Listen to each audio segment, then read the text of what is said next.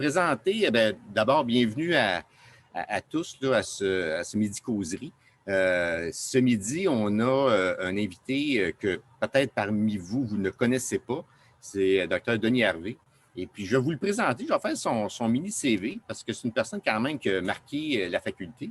Denis a gradué en 1979. Il a débuté sa carrière en pratique mixte à la clinique vétérinaire de Sherbrooke.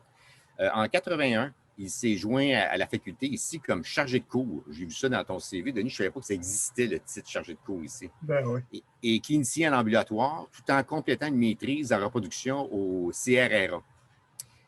Il devient professeur agrégé au département de sciences cliniques, toujours en ambulatoire bovin, en 1989. En 1993, il demande un congé d'études, puis Denis, tu étais à 50 %, c'est ça? C'est À ce ça. moment-là? Ouais.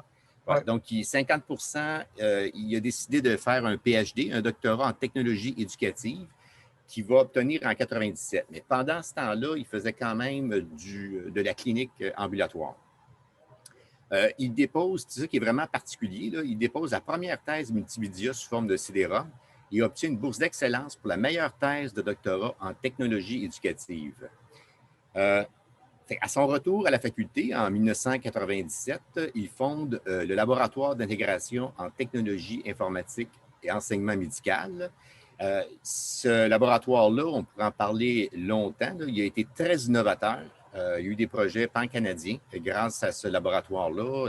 D'ailleurs, il y a eu beaucoup de productions là, multimédia comme des CD de 3D éducatifs qui ont gagné des prix. Il a fait beaucoup de choses en multimédia. Là, il y a de la misère à ouvrir son ordinateur, mais que voulez-vous? Par la suite, il décide de retourner en ambulatoire pour y terminer sa carrière en 2010. Il est retraité très actif, avec une passion pour la chasse et la pêche, mais surtout pour la conservation du territoire en général. Il est très actif aussi dans la communauté des chasseurs, ayant entre autres écrit un livre sur l'orignal. Il y a même un de mes copains du secondaire qui était honoré là, de me rencontrer parce que je connaissais Denis Harvey. C'est comme si j'avais dit à quelqu'un « je suis ami de Céline Dion ». Pour lui, c'était pareil de connaître Denis Harvey. Il a donné aussi des conférences au peuple autochtone du Québec sur les pathologies du gibier. Puis, je vais vous présenter aussi mon ami, Denis Harvey, qui a été mon mentor aussi, et le mentor de bien d'autres médecins bovins ici à la faculté. Fait que Denis, ça fait plaisir de t'avoir parmi nous. Et puis, on va t'écouter attentivement. Ben, merci André. Effectivement, je vais essayer de partir le PowerPoint. À une époque, je n'étais plus agile que ça, mais bon, on va essayer ça. Comme ça, partager l'écran. OK. Ici, on va. Ça va? Vous avez quelque chose? Oui. Voilà. Oui, ça fonctionne, Denis. Ça fonctionne. OK. Alors, le plan, comme j'expliquais à mes copains tout à l'heure, avant que ça commence, malheureusement, j'ai beaucoup trop de matériel parce que c'est un sujet qui me passionne. Ben, premièrement, merci André pour l'invitation. Ça me fait vraiment plaisir. Quand j'avais accepté, c'était surtout pour avoir l'occasion de retourner à la faculté et de vous rencontrer tout le monde. Mais malheureusement, avec ce qui se passe, ben, on fait ça par Zoom, mais en tout cas. Donc, c'est ça. Beaucoup de choses. J'ai été obligé, ça a été un effort important de synthèse parce que parce que c'est des choses qui me passionnent, puis parce que ça touche trop de choses. J'en aurais pour longtemps.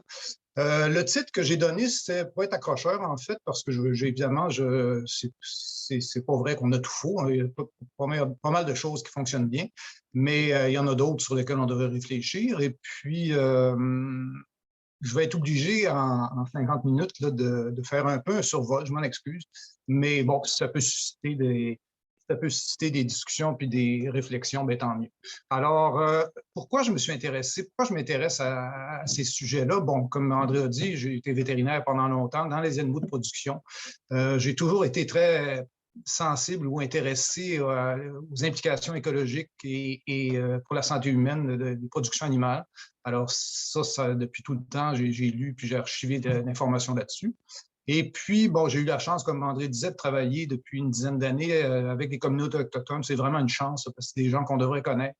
Et puis, à ce moment-là, ben, quand on entend tout ce qu'on entend depuis une dizaine d'années, puis ça s'en va s'accélérant, là, sur les méfaits de la viande, sur les dégâts écologiques causés par l'élevage, euh, sur les dégâts faits par les chasseurs, que ce soit autochtones ou autres, bien évidemment, ça me fait réagir un petit peu. Puis, bon, comme on dit en médecine, si on pose un mauvais diagnostic, on va prescrire un mauvais traitement. Puis je pense qu'on est vraiment dans les mauvais traitements et les mauvais diagnostics depuis un certain temps et ça s'accélère.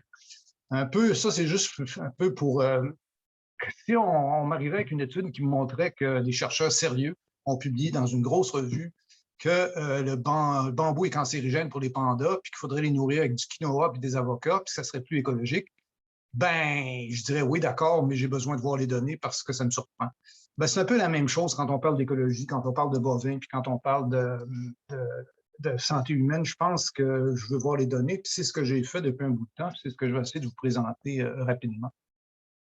Puis aussi, il y a vraiment un tsunami d'informations douteuses dans les milieux. Là, j'ai eu la chance, entre guillemets, là, depuis le temps que je prépare cette présentation-là, de me promener beaucoup sur les sites véganes, que ce soit canadiens, québécois, américains. Puis on voit tellement d'informations, là, excusez-moi, mais pas loin du n'importe quoi, qu'il faut réagir comme vétérinaire puis comme citoyen.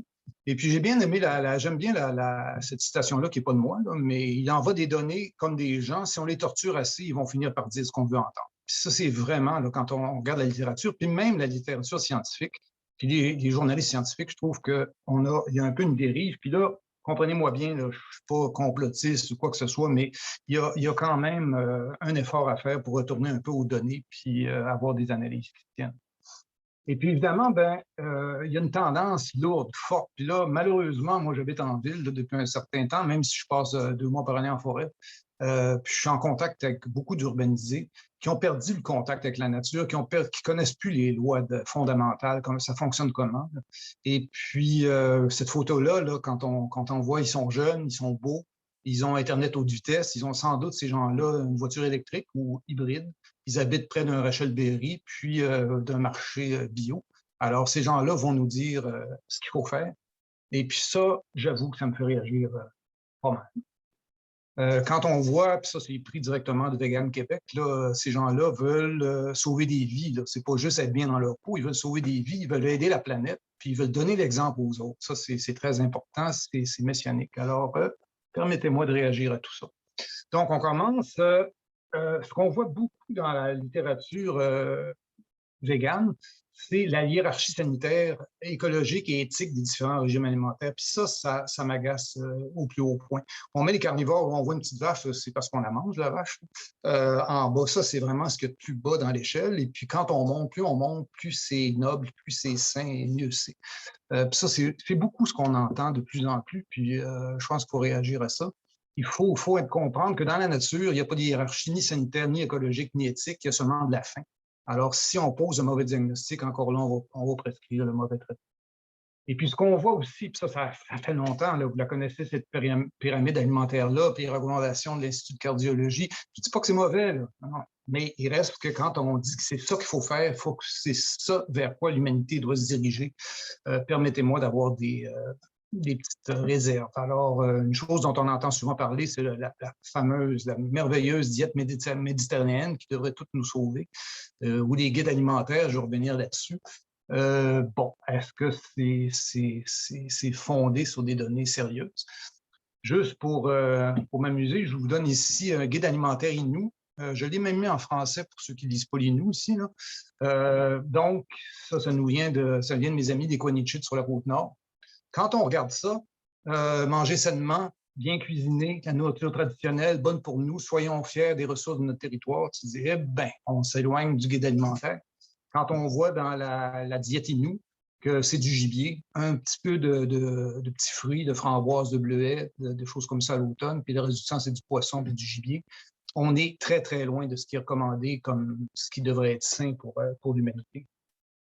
Alors, on peut se demander, ben alors, c'est quoi le problème? Est-ce que la diète méditerranéenne est vraiment plus adaptée aux besoins du sapiens? Est-ce que c'est meilleur pour notre santé cardiovasculaire? Est-ce que c'est plus écologique, comme on entend tellement? Est-ce que c'est d'autres choses? Ben moi, ce que je dirais, c'est que c'est rien de tout ça. Puis c'est beaucoup une question de marketing. Pourquoi on a retenu depuis 60 ans la diète méditerranéenne? Pourquoi pas la diète américaine? Parce qu'en 70, quand ça a commencé, là, on peut revenir sur toutes les études d'Ansel Keys, puis la commission McGovern, ceux qui s'en souviennent, en 75, le sénateur McGovern, puis de là sont venus tous nos guides alimentaires. Ben, à cette époque-là, l'espérance de vie dans les pays méditerranéens était de 70 ans. L'espérance de vie américaine était de 72, puis suédoise était de 74. Alors, pourquoi on n'a pas retenu la diète suédoise? C'était du hareng fumé, des œufs dans le vinaigre et puis des petites fèves.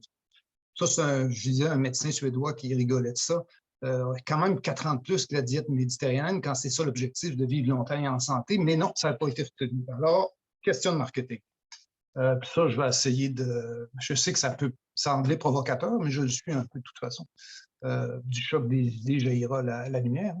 Alors voilà. Donc, pourquoi il y a tant de controverses quand on parle d'alimentation humaine? Pour des vétérinaires comme nous, c'est un peu surprenant. Mais il faut être conscient que, ça, vous connaissez ces pyramides-là, la force des preuves scientifiques. Quand on parle de nutrition et de santé humaine, on est malheureusement cantonné. Puis, ce n'est pas un reproche que je leur fais. Ils n'ont pas tellement le choix. On ne peut pas prendre 2000 personnes, les séparer en 2 groupes, les mettre pendant 10 ans sur du steak, puis l'autre 10 ans sur du je sais pas quoi, du tofu, puis comparer, ça ne se fait pas. Donc, c'est des études observationnelles de très faible force au niveau des preuves, et puis des experts qui ont énormément de biais, et puis qui, à ce moment-là, s'affrontent. Ça donne, on comprend comme vétérinaire que la chatte ne retrouverait pas ses chats là-dedans parce que les opinions sont tellement diverses, mais on comprend que la force des preuves scientifiques là-dedans est vraiment pas très élevée. Une chance qu'il y a des gens qui commencent à se réveiller depuis 5 ou 6 ans pour dire, ben non, mais nos preuves ne sont pas solides, il faut qu'on fasse quelque chose de mieux, mais on nous offre de nouveau toujours les mêmes Moses des preuves d'observation, puis il faut en faire, je suis bien d'accord, ça donne des pistes, mais faire des recommandations de santé publique avec ça, tant qu'on reste là-dedans, je pense qu'on n'y arrivera pas. Moi, la question que je pose, c'est on fait quoi avec le reste? Si nos preuves ne sont pas assez solides, ben, qu'est-ce que font les vétérinaires? Qu'est-ce qu'on fait en biologie? Qu'est-ce qu'on fait en médecine comparée, en anthropologie? Tous ces données-là devraient être inclus, puis là, on pourrait peut-être arriver à quelque chose d'intéressant. Alors, c'est ce que je propose. Donc, un peu de biologie, des choses que vous connaissez, je vais aller assez vite, mais je pense une question qu'on doit poser, bon, on se situe où l'humain comme le sapiens, parce que je fais partie de cette espèce-là, vous aussi, dans la chaîne alimentaire. Parce que vous savez, c'est quoi? On parle de l'énergie, les producteurs, c'est ceux qui font les végétaux. Bon, je ne pense pas qu'il y ait des végétaux aussi dans la salle. Après ça, ben, c'est les consommateurs primaires, secondaires ou tertiaires. On est où là-dedans? Est-ce qu'on est des méchants tertiaires qui ne mangent que de la viande ou on est d'autres choses? Bon, même ça, c'est un peu dépassé en écologie. On parle maintenant beaucoup plus de réseaux alimentaires. Donc, il y a des producteurs, c'est-à-dire des végétaux. Après ça, il y a des consommateurs primaires qui vont consommer des végétaux, c'est les herbivores. Après ça, il y a les consommateurs secondaires qui consomment les primaires. Alors, le lynx, le renard, toutes ces choses-là. Et puis, en haut de la chaîne, il y a les méchants tertiaires qui, eux autres, consomment les secondaires et les secondaires, puis des fois un peu de primaire. Mais il manque quelque chose d'important là-dedans, de ces réseaux-là. Et puis, c'est les omnivores. Ici, un ours noir. Ça, c'est des bêtes qui vivent, qui mangent à tous les râteliers. On va prendre l'ours noir, ça a l'air d'un gros méchant, mais un ours noir, ça mange à 80-90%. C'est des végétaux, c'est des petits fruits, tout ça, mais il ne daigne pas, il ne refuse pas de temps en temps un petit orignal, un chevreuil ou un lièvre. Alors, ça, c'est les omnivores. Puis, l'omnivore que vous connaissez bien, c'est celui-là. Pas celui qui est couché, là, ça, c'est un primaire, là, mais les deux à côté, ça, c'est des omnivores opportunistes à tendance carnivore. Puis ça, je vais vous... C'est pas mon hypothèse. Si on se place dans le réseau, c'est à peu près là où on est. Et puis, on va regarder ça. Souvent, quand on discute avec des végétariens ou des choses comme ça, on dit « Oui, mais regarde-toi, tu n'as rien, tu n'as pas de dents, tu n'as pas de griffes, tu n'as rien. » Regardez, je vous présente ici 2 monogastriques herbivores, le gorille, le panda. Regardez leurs dents, je peux vous présenter leurs pattes aussi. Donc, on fait attention au phénotype et puis aux apparences. Moi, j'aime beaucoup mieux, si on veut essayer de classer le sapiens dans ce réseau-là, regarder d'autres choses, c'est-à-dire la physiologie, l'anatomie comparée, puis ça, il y aurait plusieurs heures à passer là-dessus, mais disons qu'on prend juste le système digestif, ça c'est assez intéressant, où on se situe juste chez les herbivores. Où est-ce qu'on se situerait? On part du gorille, puis on se rend au chien, puis même on pourrait peut-être plus parler du loup que le chien, là, comme carnivore. Et puis ce qu'on remarque, c'est des différences marquées, mais on a quand même, l'humain, le sapiens, un intestin, un gros intestin qui est très court. Ce qu'il y a de très, très spécial, si on se compare même aux chimpanzés, puis à d'autres, aux porcs ou à d'autres monogastrique, c'est notre petit intestin qui est très, très, très long. Ça, c'est spécifique à l'humain. On ne trouve pas ça chez les autres primates. Puis, on peut se demander pourquoi. Moi, une hypothèse que je trouve intéressante, c'est ça fait 2 millions d'années qu'on cuit des aliments. Ça fait 2 millions d'années qu'on a besoin d'une alimentation très dense parce que on a un cerveau qui se développe à toute vitesse là, depuis 2 millions d'années et puis on avait besoin de quelque chose qui pouvait absorber rapidement. Puis on n'a pas de temps à perdre comme un bovin ou comme un gorille. Un gorille va manger 12 heures par jour. Nous, on a des bombes atomiques à inventer, toutes sortes de choses. On ne peut pas se permettre de perdre trop de temps à manger. Donc, on a cet intestin-là grêle qui est très, très spécifique à notre espèce. Alors, si, pour résumer, encore là, j'avais une vingtaine de diapos là-dessus, mais j'en ai laissé 2. Pourquoi l'humain, le sapiens, serait un monogastrique opportuniste, subdigestif adapté à des aliments digestifs, l'acidité de notre estomac qui n'a rien à voir avec celui des herbivores. Quelque chose de très intéressant, mais auquel on pense passer, le cerveau humain est comme le cerveau de plusieurs prédateurs, capable d'utiliser les corps cétoniques comme carburant, contrairement aux bovins ou à d'autres qui ont absolument besoin de glucose. Puis ça s'explique aussi en biologie et en comportement. Les prédateurs, quand ils ont faim, ben là, il faut qu'ils trouvent un lièvre, puis il faut qu'ils soient intelligents. C'est pas le temps de dire, ben là, mon champ n'a plus d'herbe dedans. C'est pas la même chose. Donc ça, c'est très, très spécifique aux prédateurs.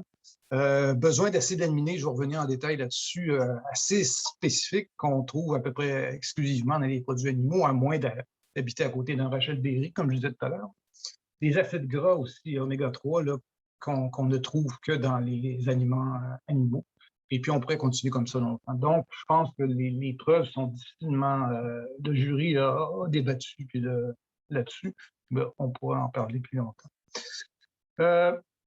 Donc, on va parler rapidement d'évolution. Ça, vous le savez, c'est clair maintenant partout. On n'a pas évolué pour manger de la viande, mais on a évolué parce qu'on mangeait de la viande, parce qu'on a trouvé l'alimentation dense dont on avait besoin pour notre cerveau et pour passer de l'Homo habilis au sapiens. Et puis ça, juste rapidement, c'est quoi le sapiens? C'est quoi comme espèce animale pour nous autres vétérinaires? C'est bien de remettre ça un peu. Mettons que depuis le feu, Homo erectus, 2 millions d'années, ça fait 100 000 générations. Si on prend juste le sapiens, c'est quoi? C'est 200, 300 000 ans, donc autour de 10 000 générations. Sur ces 10 000 générations-là, il y a eu 97 de chasseurs-cueilleurs de notre vie comme espèce, et puis à peu près 3 chez les Indo-Européens. Chez les Autochtones, ben, on parle de 99,995. Je parle des Autochtones d'ici, du Québec, mettons. C'est 99,999 de chasseurs-cueilleurs et puis 2-3 générations, 2-5 générations d'agriculteurs. Donc, on peut se penser, on peut postuler qu'avoir changé si récemment de mode de vie et de type d'alimentation, ben, ça a des implications au niveau de la santé de l'espèce, parce qu'il n'y a pas une espèce qui pourrait changer aussi rapidement que ça. Prendre des bovins, pendant 3 générations, leur faire manger des Big Mac, c'est sûr qu'on n'y arrivera pas. On l'a essayé avec l'ammoniac, puis des crottes de poule, puis c'est pas toujours génial. Alors, il y a plein d'études, j'en ai 222, je me suis amusé à en lire beaucoup. Et puis, on dit, chez les chasseurs-cueilleurs actuels, les peuples non occidentalisés, il en reste de moins en moins, il y en a quand même. À peu près 70% des calories dans ces peuples-là, si on fait des moyennes, ça provient des sources animales. C'est sûr qu'il y a une variation, mais on n'a trouvé aucun peuple contemporain qui est végétarien. Il y en a comme en Amérique centrale, mangent beaucoup de féculents, de fibres, des choses comme ça, mais ils ont toujours des protéines animales dans leur alimentation. Puis à l'autre extrême, les Inuits sont presque carnivores. Donc, si on compare le guide alimentaire, que ce soit américain, canadien, avec la moyenne des chasseurs-cueilleurs, on voit qu'il y a quand même une très, très grosse différence entre ce qui nous est prescrit et pourquoi on est sans doute fait pourquoi notre machine est sans doute faite. Alors donc, on peut se poser la question, c'est quoi le régime alimentaire optimal pour les humains, le régime méditerranéen ou je ne sais pas quoi, puis c'est quoi les aliments auxquels on est mieux adapté? Alors là, j'arriverai à la deuxième partie de ma présentation, les changements alimentaires, la vie moderne. Il s'est passé quoi depuis un siècle ou peut-être depuis plus récemment, puis ça implique quoi sur notre santé, parce qu'on entend tellement de choses là-dessus, là, que c'est bien de mettre un peu d'ordre. 5 besoins, que ce soit de la punaise de lit jusqu'à vous, on fonctionne tout de la même façon. On a besoin d'oxygène, d'eau potable, d'aliments adaptés à notre espèce, de sécurité, c'est-à-dire un abri, sécurité financière pour nous, peut-être pas pour les punaises de lit, mais puis de sommeil. Mais là, généralement, ce midi, je vais parler juste d'alimentation adaptée à l'espèce parce que c'est le sujet. Qu'est-ce qui se passe chez le Sapiens depuis 40-50 ans? On grossit. Puis on est tous d'accord avec ça. En Occident, c'est ça. Je vais souvent prendre les données américaines dans ce qui suit parce que, les Américains ont la chance d'être 4 ou 5 ans avant de nous. Ça veut dire qu'on peut voir où ils s'en vont pour essayer de ne pas s'en aller là. Puis aussi, c'est que les données américaines sont facilement accessibles. Pour ceux qui s'amusent à fouiller là-dedans, là, autant les données canadiennes qu'américaines, qu'européennes sont des fois un peu cachées, difficiles à avoir. Sur les sites américains, on peut leur reprocher tout ce qu'on veut aux Américains, mais les données en sciences et puis sur les organismes gouvernementaux, on trouve très, très, très rapidement des chiffres Excel sur tout. Et puis à ce moment-là, on peut se faire une idée nous-mêmes sans passer par ce qu'on trouve sur Internet. Donc, augmentation dramatique du poids, je vais revenir là-dessus beaucoup, l'obésité, tout ça en Occident. Qu'est-ce que ça fait, ces problèmes d'obésité-là? Je n'ai pas besoin de vous le dire, vous n'avez pas besoin de tout lire ça, mais on sait que ça multiplie par au moins 2 les risques de toutes les maladies modernes, cancer, cardiovasculaire, autres, et puis on va dans le diabète jusqu'à 12 fois plus chez les gens obèses. Donc, si on a une crise d'obésité en Occident, et particulièrement en Amérique, c'est sûr qu'on se dirige vers des gros problèmes. Ça serait bien de savoir ce qui se passe. Et puis, évidemment, ce qu'on dit depuis longtemps, mange moins puis bouge plus, ça va régler le problème. Mais non, c'est bien plus compliqué que ça. Puis, ça ne changera pas grand-chose de bouger plus ni de manger moins. Il faudrait manger mieux puis bouger mieux. Alors, ça, c'est assez clair maintenant, mais pas clair pour tout le monde, je pense. Parce qu'on est resté, il y a beaucoup, puis dans les guides alimentaires, là, ça c'est en train de changer, mais c'était beaucoup ça. On nous prend pour un moteur à combustion. Là. Tu sais, tu mets de l'essence, il y a de la chaleur, puis du mouvement, il n'y a plus d'essence, on met de l'essence, puis ça repart, puis c'est des calories. Mais un organisme vivant, une cellule vivante, c'est tellement pas ça. 300 calories de popcorn, c'est pas 300 calories de rôti d'épaule d'orignal. Tu sais, ça n'a rien à voir. Il y en a un qui donne faim, puis qui fait engraisser, l'autre qui amène la satiété, puis qui amène des acides aminés essentiels. Puis 300 calories de pommes grenades, c'est des vitamines, c'est des minéraux. Donc, parler de calories in, calories out, on est à côté là, complètement. Mais c'est comme ça qu'on parle depuis 50 ans. Il va falloir changer. Juste très rapidement, l'histoire de l'exercice, puis de dire, oui, on est gros comme ça en Occident, puis ça va mal parce qu'on ne bouge pas, on a des télés, des autos, puis des ascenseurs. Quand on regarde les chiffres, les études, oui, on est gros, mais la corrélation entre l'exercice et l'embonpoint, c'est loin d'être aussi évident qu'on pensait.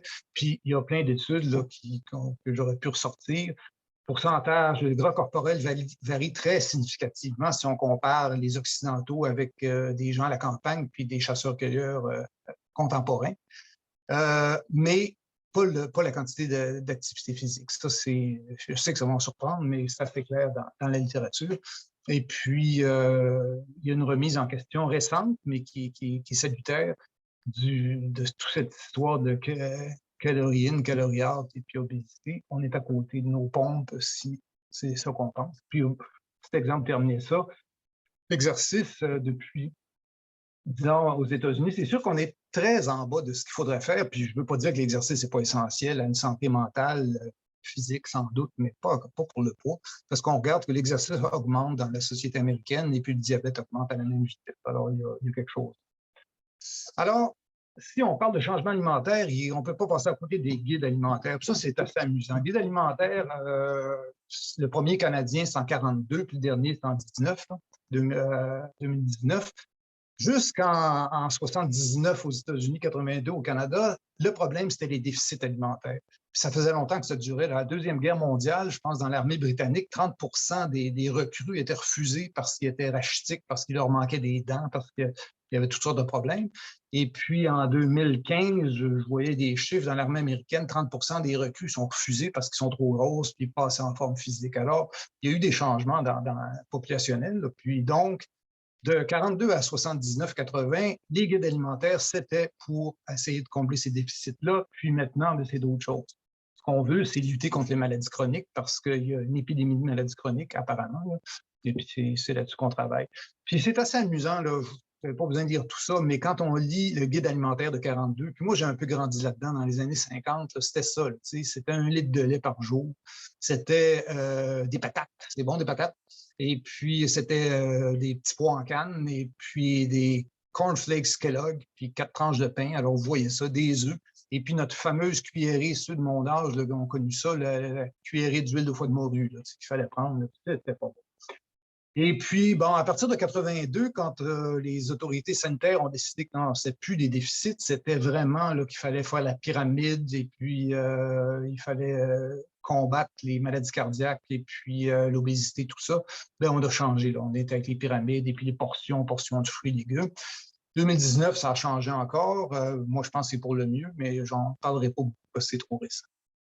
Donc, ça a donné quoi, ces guides alimentaires-là? Bien, on voit, je mets toujours celui américain, là, parce que mes données sont pas mal américaines, 79. Surpoids, on est rendu en 2020 à 83 des Américains qui sont en surpoids. Mais ce qui est très intéressant là-dedans, c'est de se rendre compte que le problème, c'est l'obésité. Parce que si on prend les gens juste en surpoids, c'est-à-dire entre 25 et 30 d'indice de BMI, d'indice corporel,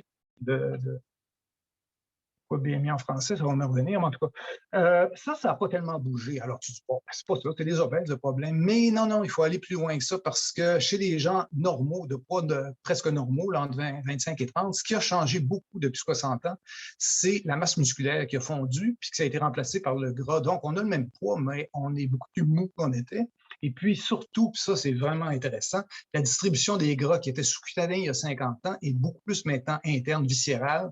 Et puis l'épidémie de stéatose hépatique qu'il y a dans la population américaine, donc des gens de poids presque normal, mais prédiabétiques, diabétiques, pas des problèmes lipidiques importants, c'est quelque chose dont il faut tenir compte. Alors, tout ça a commencé, cette prise de poids, au moment du premier guide alimentaire. Encore là, corrélation égale pas causalité, mais il y a quand même des choses impressionnantes. Donc là, je vais vous assommer un peu avec pas mal de graphiques, mais c'est pour voir les tendances, voir ce qui a changé depuis un siècle là, dans notre alimentation. Si on regarde les glucides, ça veut dire hydrates de carbone et sucre, et puis la petite courbe en jaune là, que vous allez voir dans tous les graphiques, ça c'est l'obésité. Je vous mets le site en bas, c'est pas parce que je trouve très intéressant ce site-là, au contraire, mais par contre, quand j'ai vu ces données, puis que moi j'allais sur les données de la DHA américaine, ben, je voyais que c'était les mêmes, puis c'était bien fait. Donc, tant qu'à tout refaire les graphiques, j'aime mieux le citer. Puis, je les ai vérifiés, par contre, là, puis les données sont bonnes avec, j'en ai quelques-unes que j'ai refait moi-même, mais c'est ça.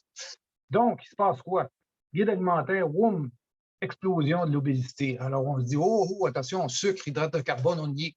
Mais ça, c'est si on arrête en 95. Après ça, boum, dans l'offre alimentaire, ça s'est mis à baisser de façon très, très importante. Alors, je veux bien croire que, comme je disais tout à l'heure, causalité égale pas, corrélation égale pas causalité, mais là, quand les courbes s'opposent, là, on n'est vraiment plus dans la causalité. Puis, ça fait quand même une dizaine, même presque une quinzaine d'années que ça a changé. Ça c'est un peu surprenant, mais c'est ça, c'est évidemment ça. Le sucre, c'est la même chose. On accuse le sucre de tous les maux de la Terre. Mais c'est vrai, de 80 à 2000, les deux suivaient parfaitement. Le sucre a baissé de façon très, très, très importante dans notre alimentation depuis l'an 2000. C'est surprenant, mais c'est vrai. Boissons gazeuses, Coke, Pepsi, petit jus d'orange le matin, ça aussi, à partir des années 2000, ça s'est mis à baisser beaucoup. Alors, il faut chercher si la crise de l'obésité et du diabète est liée à ces choses-là. il va falloir chercher ailleurs parce qu'on n'y arrive pas. Celle-là, je la trouve tellement drôle. Là, j'ai trouvé ça hier soir, là, la publicité de Mazola. Ce qui a changé, puis ça, c'est vraiment très clair, puis ça ne date pas des guides alimentaires, c'est les huiles végétales polyinsaturées. Depuis les années 60, depuis que Nixon, qui était président à ce moment-là, a décidé qu'on mettait du maïs et du soya sur toutes les terres agricoles disponibles aux États-Unis, puis qu'on subventionnait, on a inondé le marché de grains et surtout d'huile polyinsaturée. Et puis après ça, il y a eu les guides alimentaires qui nous ont recommandé que ça, c'était ce qu'il y avait. Donc, quand on voit cette publicité-là, là, avec le pot de salade que ce bonhomme-là a mangé, je pense qu'il n'y aura pas grand-chose qui va se passer là ce soir.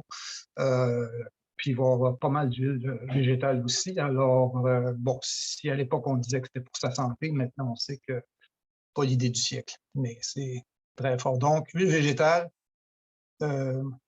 maïs et de soya surtout, en Amérique, c'est vraiment fulgurant l'augmentation. Si on regarde rapidement les autres, gras saturés, ça a baissé, que ce soit coco ou palme ou viande rouge qui est diabolisé.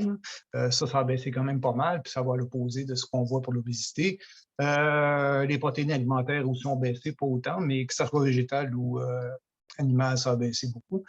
Puis si on parle de protéines animales, ben ça, c'est important de le savoir. Dans tous les guides depuis 1979, on dit que la viande rouge, c'est épouvantable, puis on ne devrait pas en prendre, en tout cas si on en prend le moins souvent possible.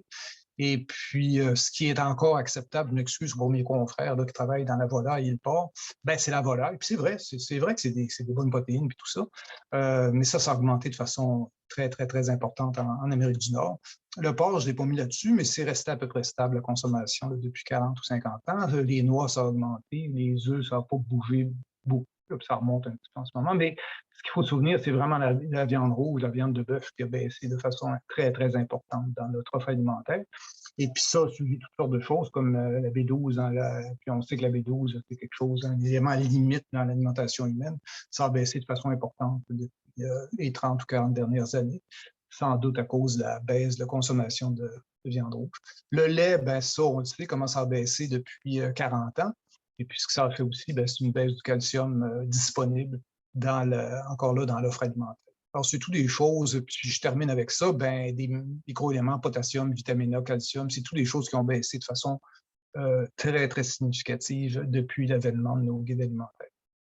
Alors, ça implique quoi ça sur notre santé? Je vais juste prendre 2 éléments, cardiovasculaires, et puis après ça, les acides gras et les acides aminés essentiels. Cardiovasculaire, ça, je trouve ça intéressant parce qu'on s'en fait raconter des histoires depuis, pas des histoires, mais en tout cas des recommandations depuis 50 ans. On se dit, oh, ben oui, regardons ça en rouge, les maladies cardiovasculaires, c'est en chute libre, ça va bien, c'est merveilleux. Sauf que ce qu'il faut remarquer, c'est que ça a commencé dans les années 50. Et puis qu'au moment où les guides sont arrivés, puis on nous a dit d'éviter le gras animal, d'éviter le cholestérol, toutes ces choses-là, on était déjà en chute libre. Alors, si ça a une influence, c'est sans doute, je ne sais pas quoi. Là. Puis si on regarde les facteurs, je me suis amusé à les mettre, ça a l'air d'un peu n'importe quoi, mais la seule chose où il y a une corrélation très, très forte, c'est le tabac. La consommation de tabac, là, ça se suit. Une chose aussi en bleu là, qui est un peu, moi, je trouve sous-estimée, c'est le plomb. Le plomb est hyper toxique pour les endothéliums, pour la glycocalyx dans les vaisseaux sanguins. Et puis, on ne se souvient pas, mais dans les années 70, il y avait de l'essence au plomb, il y avait du plomb partout, il y avait du plomb dans les peintures, il y en avait partout. Puis ça a arrêté d'un coup dans les années 80, au moment où la chute s'est accélérée des maladies cardiovasculaires. Alors, moi, je pense que ça a quelque chose à jouer, mais bon, c'est difficile à dire.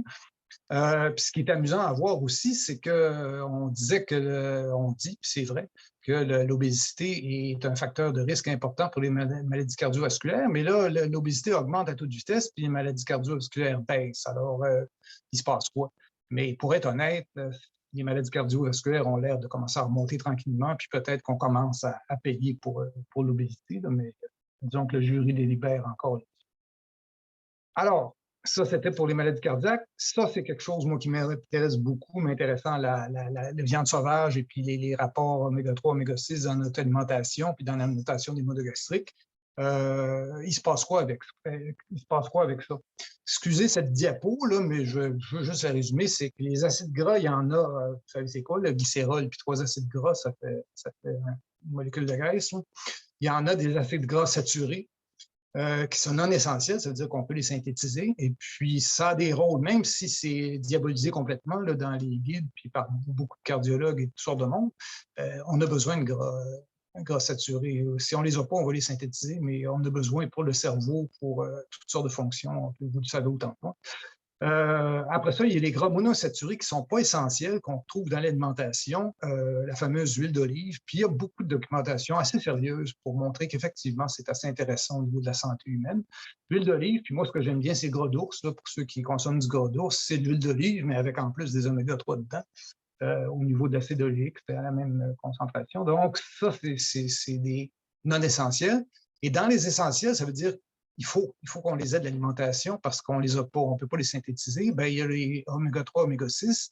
Oméga-3, vous vous souvenez qu'il y en a trois. Il y a l'ALA, des oméga-3 chaîne courte, à 18 carbone, qui sont de source végétale, mais qui ne sont pas utilisables par les humains.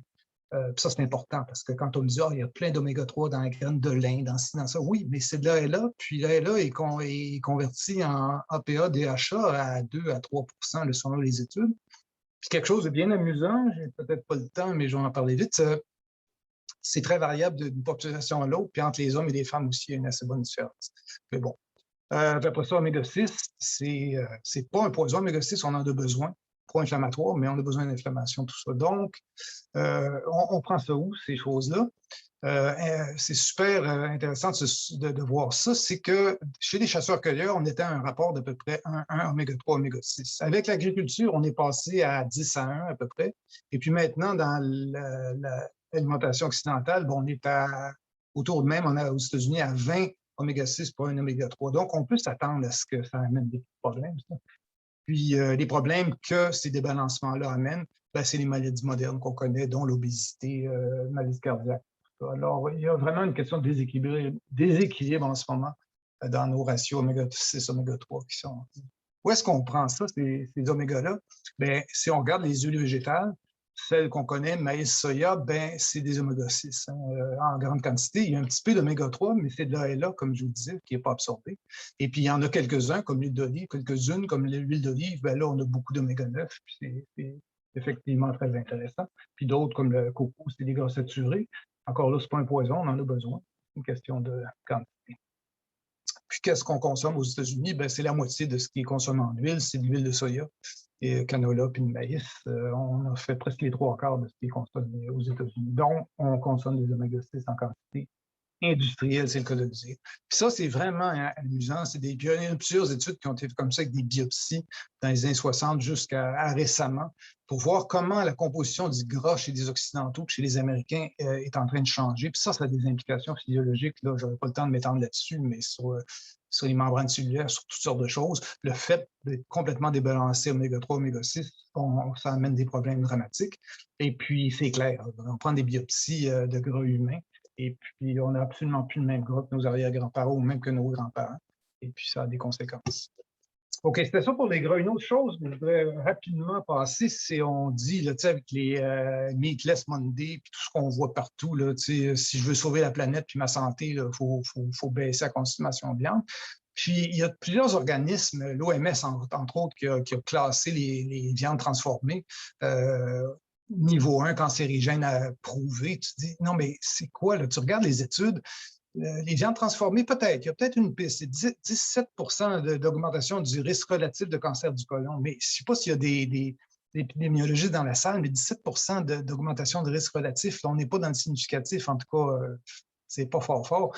Pour les viandes rouges, c'est encore pire. Tu sais, quand tu prends le risque absolu, on passe de 5 un risque sur 1000 de 5 cas de cancer du côlon, puis sur les mangeurs de viande rouge, on passe à 6 sur des études faibles avec des biais populationnels. OK, ça donne un risque absolu de 20 mais on passe de 5 à 6. Ça veut dire quoi? Mais l'OMS a quand même classé les viandes rouges et le bœuf au même niveau que le malathion, que le DDT. Tu te dis là, mais on s'en va où? Puis au même niveau que la cigarette. Cigarette, on est à...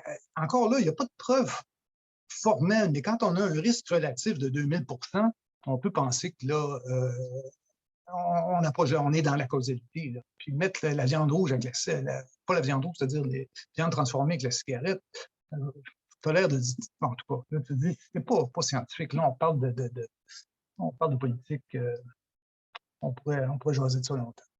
Et puis, bon, ben, là encore, là, des articles si vous en voulez, mais c'est toujours la même chose. Quand on fouille la littérature, les évidences sont faibles. On n'est pas tout à fait statistique, mais on sait que non.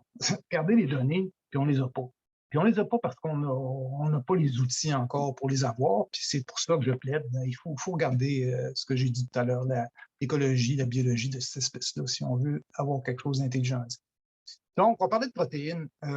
Protéines, là, quand on regarde dans les sites véganes, là, c'est des chiffres. Tu dis, oui, on a 11 grammes de protéines par 100 grammes de brocoli, puis 6 grammes dans le bœuf. Bon, on peut regarder ça rapidement. Je me suis amusé à les mettre en ligne. Disons qu'on a besoin de 30 grammes de protéines, c'est pas beaucoup quand 30 grammes. Là. Un humain comme moi, là, à mon poids, à 80 kilos, j'ai besoin de 100 grammes de protéines si on y va à ce qui est recommandé. C'est déjà pas fort ce qui est recommandé. Bon, pour arriver à notre 30 grammes de protéines, ça prend combien de calories si on est dans un monde où il y a trop de calories puis on est dans un monde obésogène? Ben, ça va prendre, pour ce qui est en rouge, c'est produits animaux, puis ce qui est en vert, c'est produits végétaux. Entre autres, là, les fèves rouges, là, qui d'après les végétariens, c'est une bombe de protéines, ben, on est quand même à 2 fois les calories. Et puis en plus, on parle de quelles protéines? Ça, c'est vraiment important parce que si on bouffe des protéines, c'est parce qu'on a besoin d'acides aminés, puis on a besoin d'acides aminés essentiels. Là, j'en ai mis 9, des fois c'est 10, ça dépend de qui parle. Là. Mais disons qu'on va avec ces 9-là. Les non essentiels, on peut les synthétiser, on va les trouver ailleurs que dans l'alimentation. Les essentiels, sapiens, il faut qu'ils aient, puis la plupart des monogastriques, il faut qu'ils avalent. Alors, si on prend, j'ai pris 30 grammes de protéines. Si on veut atteindre le besoin quotidien en acides aminés, puis c'est important, la méthionine, on en a besoin pour notre foie, la tryptophane, on en a besoin pour notre cerveau, notre humeur, puis tout ça, c'est déjà pas des données, ça pourrait être, c'est sans doute plus que ça dont on a besoin. Mais pour atteindre ce qu'on a besoin en acides aminés avec des fèves rouges, on a besoin de 572 grammes, ce qui est beaucoup. Je suis sûr que des végétariens vont dire, oui, mais on n'a pas besoin de prendre ça. Oui, c'est vrai. Il y a moyen d'y arriver, mais c'est compliqué. Tandis qu'on arrive avec un 120 grammes de surlonge de bœuf, et puis on a tout ce qu'il faut là-dedans. Alors, écoute, à un moment donné, il faut regarder les chiffres comme ils sont. Puis si on regarde aussi les vitamines, les minéraux, ben en rouge, c'est ce qui proviendrait de notre surlonge, de 120 grammes de surlonge, puis ce qui proviendrait de 120 grammes de fèves rouges. Alors, on ne compare pas des choses comparables. Ça, c'est assez important. Alors là, tout à l'heure, je vous parlais du poids. Il se passe quoi? Comment ça se fait qu'en Occident, on a ce problème-là? Encore là, il y aurait longtemps à parler, mais je ne sais pas si vous êtes comme moi, là, je n'ai pas dîné, je vois une chip comme ça. Pour moi, ça me fait saliver. Puis l'industrie a compris ça depuis longtemps. On sait depuis longtemps comment doser le sel, le gras, puis tout ça pour rendre un aliment qu'on ne soit pas capable d'arrêter de le manger. Puis dans un univers obésogène, dont je parlais tout à l'heure, ben, c'est sûr qu'on va avoir des problèmes. Puis ça, les compagnies, j'en enlevé l'euro là-bas pour ne pas me faire poursuivre, mais tout ce qu'on trouve dans les aliments transformés, c'est bien évident que c'est construit pour qu'on en mange plus, puis pour ne pas atteindre la satiété. Donc, gras, l'huile de mauvaise qualité industrielle, des protéines autant que possible qui ne coûtent pas cher, donc dans lequel il manque pas mal d'acides aminés essentiels, du sucre, du sel, et puis on met ça en boîte, c'est ce qu'on retrouve dans nos déserts alimentaires. Donc, on peut comprendre qu'on va avoir des problèmes. Alors, c'était pour l'alimentation. Maintenant, l'écologie, le temps passe. Écologie et l'impact de nos choix, parce que ça, on se le fait répéter tellement. Là. Pourquoi on ne se passe pas des animaux? Là? Bon, là, moi, je vous ai donné des raisons pour lesquelles on a besoin des animaux, mais si on est en train de détruire la planète, écoute, on va faire d'autres choses. On va essayer de trouver des graines de je ne sais pas quoi. Donc, oui, OK, on fait l'hypothèse qu'on se passe des animaux. Alors, vous voyez, là, les couleurs, j'en fais beaucoup, là, mais mettons qu'on décide que, OK, le bœuf, c'est un poison mortel pour l'écosystème puis pour notre santé, on enlève ça. C'est à peu près 1% d'alimentation humaine qui vient du bœuf en ce moment. C'est sûr qu'en Amérique, c'est plus que ça. Là. Bon, on ne ferait pas grand-chose pour la planète puis pas grand-chose pour la santé humaine, mais disons qu'on enlève. Ce qui serait plus intéressant pour sauver la planète, c'est de, comme disent beaucoup de gens maintenant, c'est on n'a plus d'animaux de production, on ne touche plus aux animaux. Alors là, on n'a pas loin de 45% de notre alimentation qui saute, d'alimentation dense, d'acides aminés essentiels. Il faut les remplacer par quelque chose. Pour ces gens-là que je vous ai présentés tout à l'heure, qui habitent en ville, puis qui ont des ressources, qui sont instruits, qui ont de l'argent, ben, ils vont y arriver. Ils ne m'inquiètent pas, eux autres. Ils vont trouver ce qu'il faut, quitte à le faire venir par Amazon.com. Là, ils vont y arriver. Ce n'est pas eux qui m'inquiètent. Ce qui m'inquiète, c'est le reste de la population.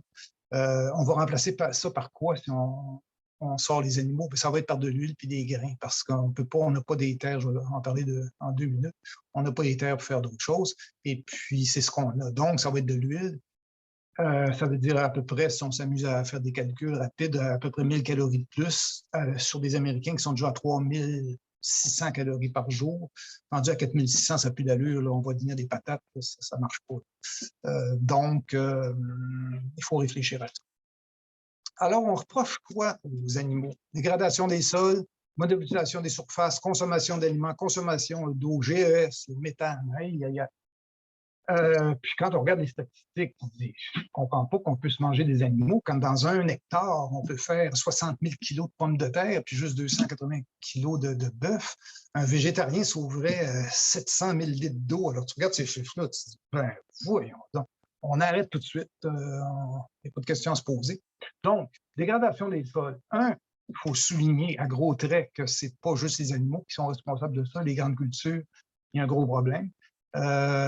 On regarde ça, dégradation des sols sur la planète, culture annuelle, maïs, soya, déforestation, surbroutage. Non, c'est vrai, surbroutage, ça amène des problèmes.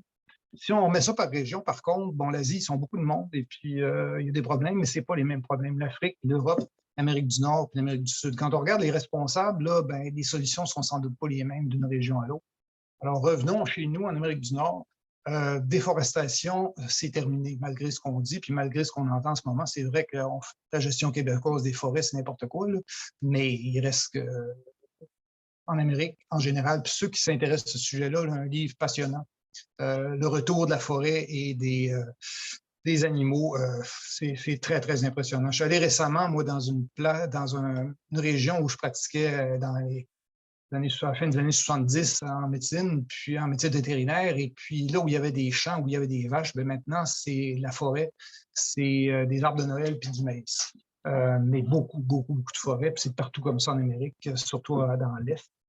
Donc, déforestation, on oublie un peu ça pour nous. Ce qu'on a, par contre, ça, c'est pas au microscope une cellule cancéreuse. Là, ça, c'est nos banlieues sur nos meilleures terres sur lesquelles on pourrait faire effectivement des choses extraordinaires. Mais ça, c'est un problème de gestion sur lequel il va falloir qu'on travaille, c'est bien évident. Donc, ceux qui s'intéressent, parce que la dégradation des sols, c'est certain que c'est un problème majeur partout, puis en Amérique aussi. Il y a beaucoup, beaucoup d'informations, puis il y a des gens qui travaillent, puis ça, on voit des gens qui habitent en ville, puis qui nous racontent toutes sortes de choses, ne sont pas conscients des changements qu'il y a eu depuis une quinzaine d'années, et puis qui s'accélèrent. Et puis, je vous suggère des gens qui travaillent sur lutter contre la désertification en Europe, là, Savory, là, qui est un des... Dans le petit vidéo en bas, là, qui est vraiment très, très bien, là, Carbon Soil Cowboy, là, où on voit des ranchers américains là, qui travaillent sur leur sol puis qui font des choses extraordinaires. C'est vraiment là, dans un sol qui est presque fini, on est capable d'en faire des choses très, très rapidement. Mais comment on fait ça? Ça, j'aime bien cette expression-là. C'est pas « it's not the cow, it's the how ». Donc, comment on fait? C'est sûr que le surbroutage, c'est sûr que mettre 200 bovins dans 500 hectares, on va causer des problèmes. Ces animaux-là vont sélectionner. Il n'y aura pas assez de fumier, il n'y aura pas assez d'urine, il n'y aura pas assez de sabots pour faire quelque chose. Donc, ce qui est beaucoup plus intéressant, c'est d'imiter la nature. C'est quoi dans la nature? Si vous voyez la photo en bas, c'est des bisons, c'est des loups qui tournent autour, qui concentrent les ruminants. Puis les ruminants, bien, ils mangent tout ce qu'il y a à manger là, puis ils urinent, ils défèquent avec leurs sabots, ils labourent le sol, puis après ça, ils s'en vont. Et puis après ça, quelques semaines après, la végétation reprend de façon extraordinaire. Donc, comment on fait ça? Bien, on remplace les loups qu'on a massacrés par des clôtures électriques qu'on déplace. Puis à ce moment-là, on peut concentrer les animaux de façon vraiment 300 bovins à l'hectare. Et puis, on les déplace rapidement. Puis ça donne des résultats assez extraordinaires. Puis rapidement, quelque chose que ça donne, puis qui est complètement sous-évalué, c'est la capacité de captation des gaz à effet de serre par les prairies, par les plantes vivaces.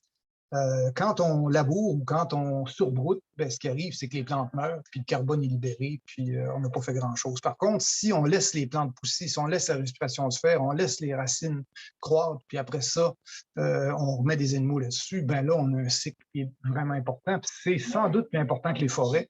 C'est bien de planter des arbres, c'est sûr, puis, mais les savanes, puis les plantes vivaces, et puis les animaux qui broutent là-dessus, ça pourrait, puis ça a un effet qui est sous-estimé, puis qui devrait être valorisé. Comment on fait pour polluer? Ben, on coupe les plantes, on laboure, et puis on met des engrais chimiques. Ça fait quoi? Ça fait du CO2, puis ça fait du protoxyde d'azote aussi. Puis ça, c'est un polluant, là, je vais revenir là-dessus, épouvantable, qui vient beaucoup des engrais chimiques. Si on laisse les animaux là-dessus, ben, le protoxyde d'azote reste au sol, et puis les racines fixent du carbone. Donc ça, c'est vraiment super intéressant. Puis c'est quoi le protoxyde d'azote? Ça vient des fertilitants chimiques, un peu du fumier, surtout s'il ne sert pas à engraisser le sol, les résidus agricoles, de la dégradation. Fait que, voilà. On monopolise trop de sol. Ouais. Peut-être finir un petit peu, il me reste encore 15 minutes. On monopolise des sols pour faire des bovins, puis ça, c'est bien dommage parce qu'on pourrait nourrir des humains avec ça, puis on prend de l'eau, puis les gens en soif. Alors, c'est quoi, là? Qu'est-ce qui se passe? Encore cette semaine, là, je voyais ça. Là, si on était tous végétariens, on sauverait les 2 tiers des terres qui servent aux animaux pour faire toutes sortes de choses extraordinaires. Mais c'est pas vrai. Pas vrai. Parce que quand on regarde, c'est sûr que si on mettait des bovins là-dessus, ben tu te dis non, là, on pourrait peut-être faire des poivrons, ce serait plus intéressant. Mais dans la réalité, là, ça, les gens ne le savent pas. Les 60% des terres agricoles dans le monde, on ne peut pas faire de culture dessus. C'est des packages, c'est des alpages, c'est trop rocheux, c'est trop montagneux. On ne pourra jamais faire des kiwis là-dessus. Là. On oublie ça. Donc, si on enlève les animaux sur ces terres-là, ben, on laisse ça en friche ou on fait des sapins de Noël. Ça ne marche pas. Ça fait que ça, c'est un contre-argument sur lequel on pourrait jaser longtemps. OK, on ne peut pas cultiver, mais on pourrait peut-être arrêter de nourrir les animaux puis nourrir les gens. Moi, je leur dis, ben, écoute, du grain, on en a pas mal, là, mais on peut en faire plus. D'accord. On n'a plus d'animaux. Mais les gens ne se rendent pas compte que des ruminants, là, je parle des ruminants, là, ceux qui veulent défendre les porcs, la volaille, c'est un autre, ça serait très intéressant, mais c'est un autre débat. Mais les ruminants, c'est quoi? C'est des valorisateurs de protéines inintéressantes pour l'humain. Pâturage, résidus agricoles, fourrage, tourteaux. C'est bon de la bière, mais ça fait des tourteaux. On fait quoi avec ça? On le brûle, on laisse pourrir, on fait du méthane, mais on peut le donner à des bovins aussi, puis ils vont faire quoi avec ça? Ils vont faire des acides aminés essentiels, ils vont faire des choses que nous, on ne peut pas faire. C'est sûr qu'il y a le 14% de céréales là, sur lesquelles on pourrait discuter, mais même là, souvent, c'est des céréales qui sont déclassées pour les humains. Et puis, bon, ben, 14%, il y a sans doute moyen de travailler là-dessus, mais ce n'est pas le cataclysme dont on parle. Ça, je pense qu'il faut être conscient de ça. L'autre chose aussi que les véganes, auquel les véganes ne pensent pas, c'est que les bovins, ce n'est pas juste des steaks. Il y a des centaines de produits qu'on fait à partir des os, à partir du sang, à partir du... Si on ne les avait pas, ben, il faudrait les faire avec d'autres choses. Ça serait par la pétrochimie, puis ça serait par d'autres. Donc, ça aussi, il faut en tenir compte quand on parle d'écologie. L'eau, ça, c'est vraiment, moi, quand j'entends les chiffres, là, c'est bah. Les gens ne comprennent pas la différence entre le cycle court et le cycle long en écologie. C'est quoi de l'eau de pluie qui tombe sur un pâturage sur lequel il y a des bovins, puis on compte ça comme pour produire du steak? Ben voyons donc. Dans ce cas-là, quand on prend de l'eau fossile dans Californie, qu'on pompe avec une pompe diesel pour envoyer ça sur des poivrons, on ne parle pas de la même eau, ce n'est pas la même chose. Puis quand on compare la production bovine à plein d'autres choses, les avocats, les amandes, c'est le sucre. Là. Je lisais le chocolat. Le chocolat, là, on parle là, à peu près 15 000 litres d'eau pour 1 kilo, mais c'est de l'eau de pluie, pour d'autres sortes de choses pour faire 1 kilo de viande, mais c'est 25 000 litres d'eau pour 1 kilo de chocolat. Il faudrait commencer à en parler. Oui, mais c'est de la pluie qui tombe sur les forêts équatoriales. Est-ce que, à un moment donné, il faut être sérieux. Donc, le problème de l'eau, encore là, il y en aurait pour une heure de discuter en écologie, c'est quoi le cycle court, c'est quoi le cycle long, puis ce que ça implique, mais on est encore un peu dans n'importe quoi. Les GES, pour terminer, ben ça aussi, c'est... quand on regarde les études, c'est en train de changer. J'avoue qu'il y a des études récentes depuis 2 ou 3 ans qui sont pas mal plus intéressantes, mais quand on dit que les bovins produisent 2 fois plus de gaz à effet de serre que le parc automobile américain, tu te dis, voyons. Puis quand ces études-là, c'est qu'on prend du berceau au tombeau pour la production animale, puis on compare ça à ce qui sort des pots d'échappement des véhicules. Mais non, une automobile, pour la produire, on produit autant de gaz à effet de serre en produisant une automobile que ce qu'elle va émettre dans le reste de son existence. C'est sûr que c'est difficile à calculer. Puis dans l'industrie, c'est la même chose. Une belle usine de ciment, là, c'est pas juste ce qu'elle va faire pendant qu'elle fait du ciment, mais il faut la construire, il faut déboiser, il faut, tu sais. Alors, c'est difficile, on n'a pas les chiffres, mais ce qu'on nous donne, c'est pas mal souvent du n'importe quoi. Quand on essaie de comparer les émissions directes, ce qui n'est pas suffisant, mais c'est quand même intéressant, bien là, on vient des chiffres qui sont bons. Le transport, c'est en doute 3 ou 4 fois plus de gaz à effet de serre. Puis l'autre chose, c'est de quel gaz à effet de serre on parle. OK? Parce que il y a le CO2 fossile, je parlais du cycle court, cycle long de l'eau, mais c'est la même chose pour les gaz à effet de serre. Le CO2 là, que vous prenez, là, ce que vous avez brûlé pour vous rendre à la faculté ce matin, ça va être encore là dans 500 ans, puis sans doute 1000 ans, là, on commence à penser que c'est plus long que ça. Ça va rester dans l'atmosphère. Le méthane que la vache a produit en 2010, bon, elle est peut-être morte, là, mais c'est retourné dans le sol. Et puis, c'est recyclé. C'est le cycle court, et puis c'est pas du tout la même chose. Puis le protoxyde d'azote, qui est le troisième, ben ça, c'est 150 ans dans l'atmosphère, puis ça a à peu près 300 fois l'effet de serre du CO2. Donc, il faut parler des bonnes choses. Quand on regarde l'augmentation des gaz à effet de serre, qu'augmente depuis 40 ans, c'est le CO2 fossile qui vient des carburants. Le méthane a augmenté, mais jamais autant. Puis ce méthane-là, là, il faut penser aux 40 des aliments produits qui ne sont jamais consommés en Amérique du Nord, qui sont perdus, qui pourrissent pour toutes sortes de raisons. Ça, c'est des dépotoirs, des millions de tonnes de déchets qu'on produit qui vont produire du méthane en quantité épouvantable. Donc, s'il vous plaît, on fait attention. Le protoxyde d'azote, ça n'a pas l'air beaucoup là, en l'air pâle, mais ça a quand même doublé. C'est 300 fois le CO2. Donc, est-ce qu'on peut viser les bonnes cibles, s'il vous plaît? Et puis, une autre chose que les gens, j'achève 5 minutes, que les gens ne comprennent pas, ceux qui ne sont pas dans les domaines agricoles, c'est qu'on a fait des progrès énormes depuis 20 ans. Ça n'a rien à voir. La production actuelle de lait, même dans les champs, là, depuis 10 ans, là, que je suis moins là-dedans, quand tu regardes les labours un pied de profond, ça se fait moins, ça se fait presque plus. Les couvre-sols, on a vraiment modifié beaucoup nos techniques. Alors, avant de dire que ce qu'on fait, c'est épouvantable, puis il faut qu'on se mette aux carottes bio, j'ai des grosses réticences. Alors, pour terminer, rapidement, quelques diapos, l'éthique dans tout ça. Si on dit, bon, c'est vrai, ça prend des animaux, mais c'est épouvantable de tuer. Bon, regardez c'est quoi la nature, puis regarde, moi, je regrette, je fais partie de la nature. Alors, ces gens-là qui sont beaux, qui sont jeunes, qui sont à Montréal ou, je sais pas, au centre-ville de je sais pas quoi, qui veulent donner l'exemple, ça, j'ai vraiment beaucoup de problèmes. De donner l'exemple, la photo de gauche à mon ami Inou là, qui consomme de l'orignal ou du caribou depuis des milliers d'années, puis on va lui dire quoi faire. J'ai de la misère. Ce petit couple-là qui reprend la ferme et qui essaie de faire du bœuf à l'herbe sur des terres où on pourrait juste faire pousser des sapins de Noël, mais qu'on essaie de faire quelque chose d'intéressant avec, j'ai beaucoup de problèmes avec ça. Cultivateur, le producteur de lait avec qui j'ai travaillé pendant 30 ans, qui en une génération ont réussi à produire autant de lait avec 2 fois moins de vaches. Et puis maintenant, la gestion des fumiers.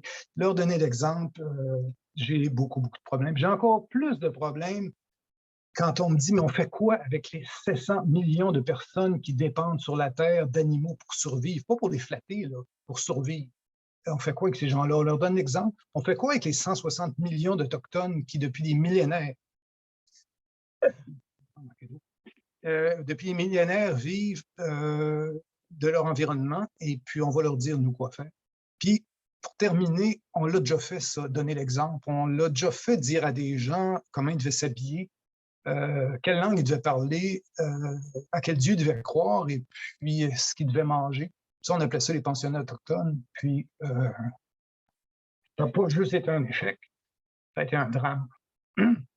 Alors, donner l'exemple, moi, je me garderai une petite gêne. Ouais, une grosse. Résumé de tout ça, Sapiens et ses ancêtres sont des omnivores depuis 100 000 générations, si on monte jusqu'à Erectus, puis au feu. Changements alimentaires radicaux récents ont un impact majeur sur notre santé. Tout remplacer par des aliments végétaux serait difficile, c'est le moins qu'on peut dire. Puis la production bovine, malgré ce qu'on voit et qu'on lit partout, peut être durable et écologique. Et puis la science est malheureusement très souvent marginalisée dans tous ces débats-là. et puis au profit d'une recherche de pureté bien intentionnée, mais qui reste complètement sa cible. Donc, mauvais diagnostic, mauvais traitement. Alors, pour ceux qui s'intéressent, toutes sortes de lectures qui m'ont amené à ces réflexions-là. Et puis, pour terminer, je vous dis en appropriation culturelle chinascomitine, qui veut dire en Innu, je te dois une oie, parce que, même pas une oie, une outarde, parce que vous m'avez écouté, donc je suis redevable d'une outarde, ce qui veut dire merci en Innu, et c'est terminé.